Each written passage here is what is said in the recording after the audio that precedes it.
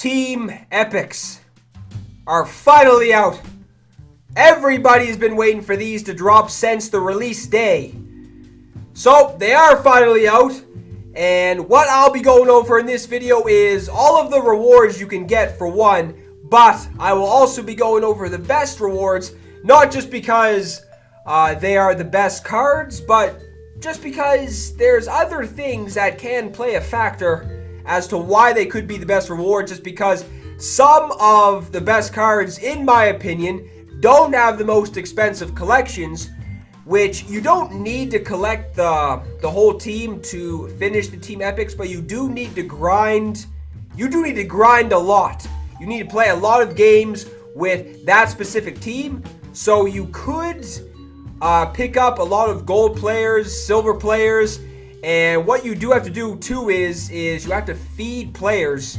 So obviously if you have golds and silvers, that will count towards a higher percentage for the completion of the team epic too. So you don't have to be feeding commons, bronzes. Plus, it will be easier to rack up rewards with golds and silvers rather than commons. If that made any bit of sense, I doubt it did. But anyway, let's get into this. So Baltimore Orioles. The missions you have to do, they're the same for everyone. Well, all the same ones are these ones. The ones when you have to rack up stats like the 500 plate appearances, I believe. You do have to play 2 games against the CPU. Good news is the highest difficulty you have to play is All-Star. So only 2 games you have to play, and then you also have to exchange baseball autographs, bobbleheads, and then this is the exchange for the live series players. So that's pretty much it for the missions, and now the rewards. Everyone's been waiting to see the rewards, and the Orioles reward is Chris Davis. He is an 87 overall. He has 122 power versus righties. That is almost maxed out. He doesn't really have the best stats versus lefties. Only 52 contact, 79 power isn't the worst, but doesn't really have the best contact. Only 34 vision as well. He has 68 fielding. You can also play third base, left and right, but obviously if you get this Chris Davis, you probably want to play him at first base. So I mean, that would be a good option to use off the bench. 68 fielding isn't the best at first base, considering the fielding so far in this game. I'm not sure if that would be even close to good. So the Red Sox is 87 Carlton Fisk. He has very good contact versus righties. At least everything else isn't that good. 81 vision's not bad, actually. 78 fielding behind the plate. All right. It's all right, I guess. 87 overall card. I didn't really do that well with the Carlton Fisk in 17, I believe. So I probably won't have much motivation to do that epic anytime soon. The Yankees is the 85 overall Jason Giambi. Almost the same as Chris Davis because he has amazing power versus righties, and he has 74 contact, so Chris Davis does have better contact. Vision is better than Chris Davis. He has 63, but he only has 58 fielding. So this is a bench player 100% in my opinion, although obviously if you get him, you can play him at first base. But if I were to get Jason Giambi, I would probably only use him on the bench because he is a beast against righties. And that's almost it. And David Price is the Tampa Bay Rays reward. This actually isn't even that bad. Does have a good variety of pitches. He has alright per 9s, very good velocity, and very good break. So yeah, that David Price is not bad. The Blue Jays, I was very confused to see any gold rewards for any team epics because you do have to play a lot of games. So I was thinking it would make sense if every team epic reward was a diamond, but apparently that's not the case. Aaron Hill is an 83 overall. He has all right hitting stats. Not bad. Pretty average for everything. Average contact, average power. Fielding stats might be a problem. 72 fielding at second base. That's the only position he can play too. So not bad offensively in the field. Might be a problem. The Chicago White Sox this is the Aparicio card that was in MLB 17. And it's almost identical too because he doesn't have very good contact or power, but he has amazing vision and amazing fielding and speed. So it is almost identical to what it was in 17. My opinion, I wouldn't use this card at all. I mean, the hitting stats are almost awful. They are awful. Only good thing is the vision, so I doubt that card would do anything offensively that well. Omar Vizquel. Now, this is a card I was looking at thinking, this could possibly be good, or it could be bad, because he has no power pretty much. So this could be a card where everything you put in play doesn't go anywhere. Or who knows, it could be a very good card. I have no idea. But everything is very impressive besides the power. Only an 89 overall. So that might be an idea how much power goes towards your overall. Because everything is fairly high. The lowest stat he has, besides the power, is the discipline. And that's 74. So, I mean, I don't know. That's kind of one that I'm confused about. Not really sure if it's good or not. I'll probably wait to see and hear if people are doing well with that Vizquel before I do that. This is one of the best ones, in my opinion. Not the best, but one of the best. Victor Martinez. This card was also in MLB 17. And this card was a beast, man. Really was. Can bat from both sides, of course. He has 94 contact versus righties. 114 versus lefties. Unfortunately, he might be a liability in the field. 45. I am guessing that everybody, or almost everybody who gets this Victor Martinez would play him behind the dish. Although you might play him at first base, who knows, but I'd probably play him behind the dish. And Kansas City, same thing with the Blue Jays. I was very much confused as to why gold rewards were even a possibility. So this George Brett, I mean, he has good contact, no power, 112 vision, 74 fielding. That's all you can say. And this, in my opinion, is the best reward you can get from Team Epics. He has a very good variety of pitches, slider, four-seam, two-seam, and the changeup. His per nines are also very impressive too. 82 hits per nine, 92 Ks per nine. Also has 87 velocity, 99 break, can reach 95. This definitely is the best reward you can get from the Team Epics, in my opinion, just because he is a lefty, has very good stats across the board.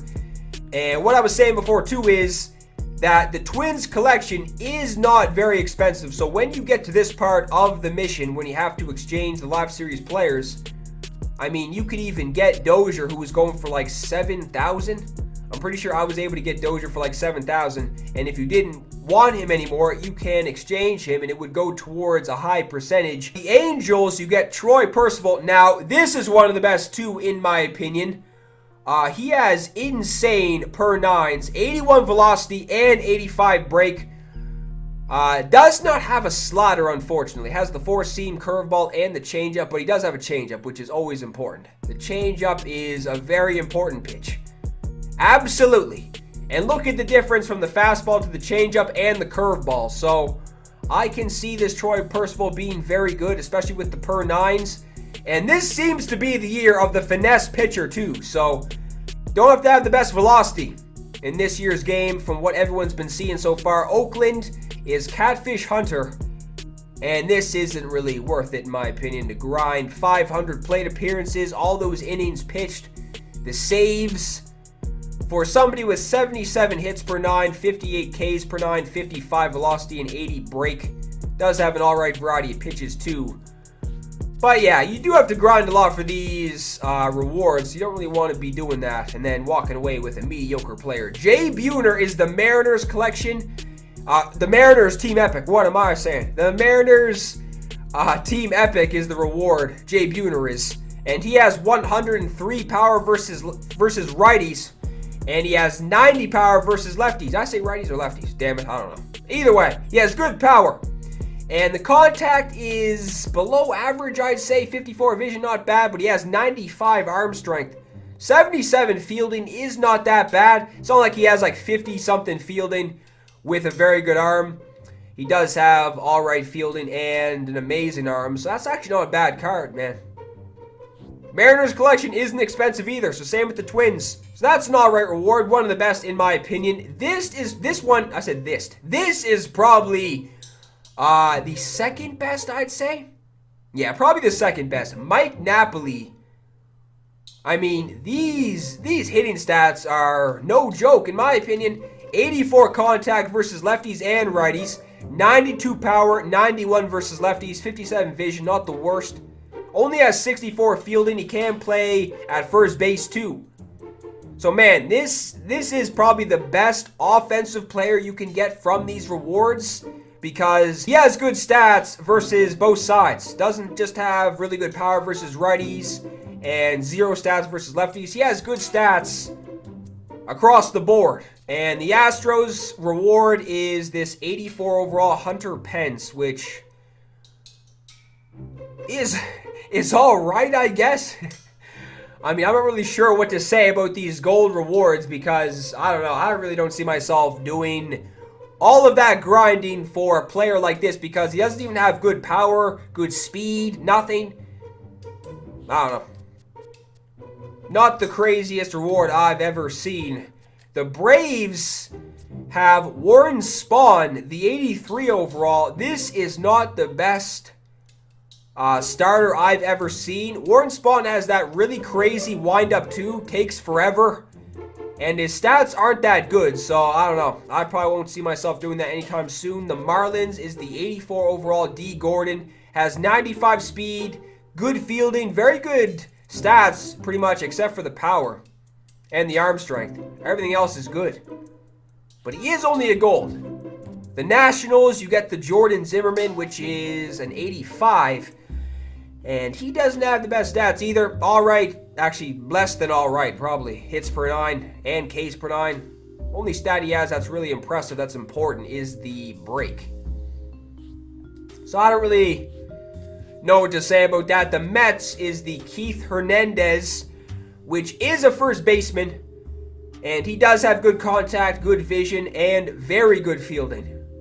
Does not have the power, though, unfortunately. The Phillies, I feel like I'm losing my voice. Wow.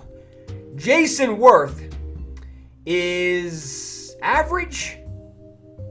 Fairly average card. He has average hitting stats, 83 arm, not bad, 60 fielding. Can play anywhere in the outfield. Matt Garza.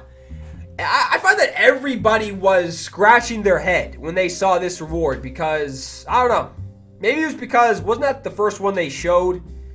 I think it was. I think this was the first Team Epic they showed, the reward they showed. Everyone was like, wait a minute. What? This is it? For the Cubs? 82 overall Matt Garza. No stats. I don't know. I've seen better. Definitely. This is also one of the best ones in my opinion. The 88 overall Johnny Cueto. Very good hits per 9. Good Ks per 9. And good velocity and break. Also an amazing variety of pitches. 4-seam cutter, 2-seam changeup, and the slider. Very good card in my opinion. This is probably one of the first ones I will do.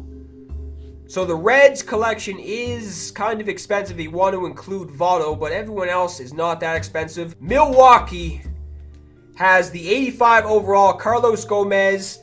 This has kind of been the trend of the Carlos Gomez cards in the last 2 seasons as well because he has very good stats versus lefties. Vision isn't that good, but he has very good fielding, arm, and speed. So this is one of the ones, too, I was kind of confused about, thinking whether or not I should do it because, I mean, I think his hitting stats versus righties are better this year. So that's one of those ones I wasn't really sure which one I should do. And this is also one, too, that I was wondering if it's even good or not. Bill Mazeroski is questionable because he does have very good contact, very good vision. Every other stat offensively isn't that good, but he has 93 fielding. So that's one of those ones I was confused about. Not really sure if I would do that anytime soon either. The Cardinals is Ozzie Smith. He has 101 contact, 117 vision. Same thing. Has all right hitting stats besides the power, I guess the contact versus lefties too. But look at that. 99 fielding. You do not see that a lot. 99 fielding. Steve Finley is the Diamondbacks reward. I find that Steve Finley has a very glitchy stance and swing.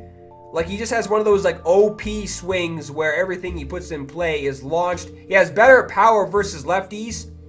Hitting stats not bad. Also has good fielding, too. That would be a Team Epic worth doing, in my opinion. The Rockies is Ubaldo Jimenez. And this is actually not bad for gold. I was looking at this reward thinking, how is this only a gold? Because he does have good per 9s, 95 velocity, 88 break. Must just be the control and the walks per 9. That always seems to be the case. You could have ridiculous stats. I just spit. Wow. But yeah, you could have insane per 9s and velocity and break, but the walks per 9 and the control could be mediocre at best, and you'll be a gold. So that would actually be worth doing too, in my opinion. Steve Garvey is the Dodgers. He is an 86 overall, very good contact. Power is all right versus lefties. 94 vision, amazing. 82 fielding as well, always good for a first baseman. So I guess that'd be worth doing as well. If you want somebody with very good fielding and good contact, but might not have the best power. The Padres is Chase Headley, of course. All right stats too offensively and 83 fielding. Can also play first base. That's actually not a bad card, man.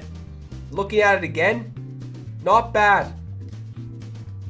Might be worth doing, to be honest. And finally, the Giants is the 88 overall Will Clark. Good card in my opinion. 104 power versus righties, 95 versus lefties, 68 power. Did I say power? I meant contact. But 68 power versus righties, 58 versus lefties, 77 vision, and 75 fielding. So this would be worth doing in my opinion as well.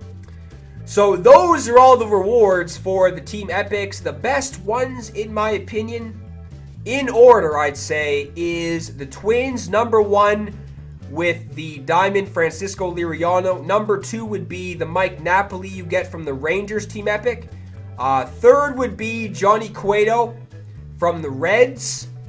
And Victor Martinez would be the 4th from the Tigers. And then Jay Buhner, man, that Jay Buhner is actually alright. Because look at the power, arm.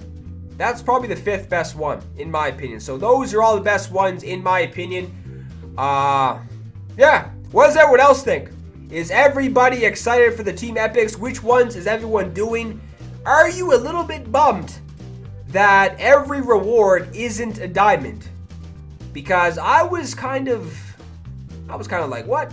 What's going on? When I didn't see that a diamond reward was for every team epic, but I don't know.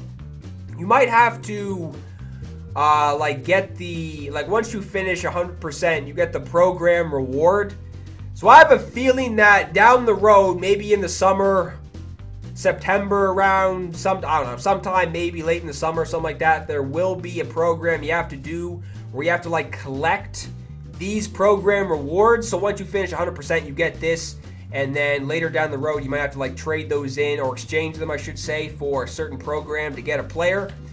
I have no idea, but that is in the game for a reason. These program souvenirs. So I have a feeling that will be something you will have to collect for certain players in the future. So that will most likely be it for this video. Might be a good thing too, because I am losing my voice. If you guys enjoyed this video, be sure to leave a thumbs up down below. Like I said, is everybody enjoying the team epics? Which ones are you most excited to do? If you are new to the channel, subscribe as well. And I will see everybody in the next video.